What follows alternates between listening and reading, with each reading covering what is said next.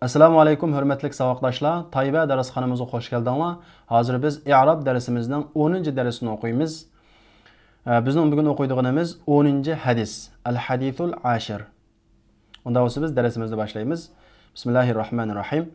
An Abi Hurayra radhiyallohu anhu qala Rasululloh sallallohu alayhi va sallam innalloha tayyibun la yaqbalu illa tayyiba.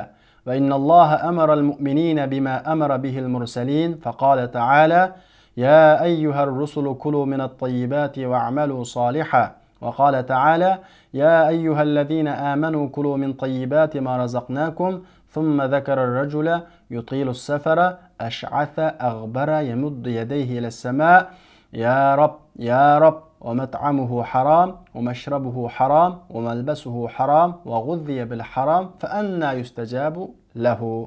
Hadisning mazmuni nihoyat muhim.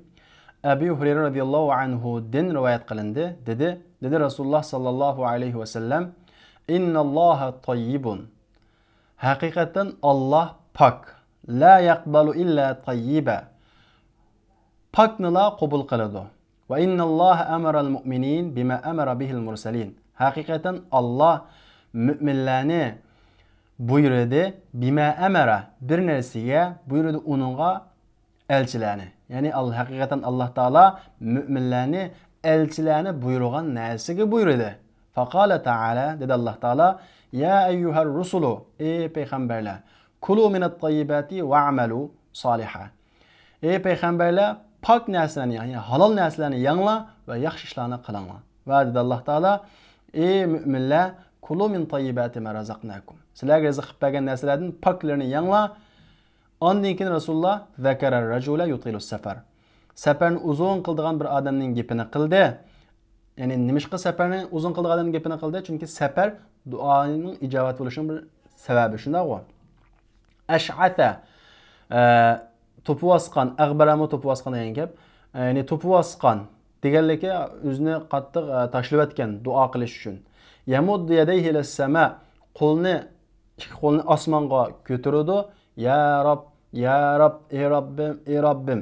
Va mat'amuhu haram, uningki yemiki haram, va mashrabuhu haram, uning ichmiki haram, va malbasuhu haram, uning kiygini haram, va g'udhiya bil haram va haram bilan g'izolandi. Fa anna yustajabu lahu. Uningga qandoq duosi ijobat qilinsin deydi. Demak bu hadis pok yeyishning, halol yeyishning muhimligini ko'rsatadi. Shundaqla pok yeyish, pok ichish, pok kiyish duo ijobat bo'lishiningki shart ekanligini bildiradi. Unda bo'lsa bizning bu hadisni biz tarkib qo'yadigan o'rin ya ayyuhar rusulu kulu minat tayyibat. Ey payg'ambarlar pok narsalarni yanglang, halol narsalarni yangla degan bu oyatga tarkib qo'yamiz. Ya ayyuha. Ya harfi nida. Biz buni bilamiz shundaqo.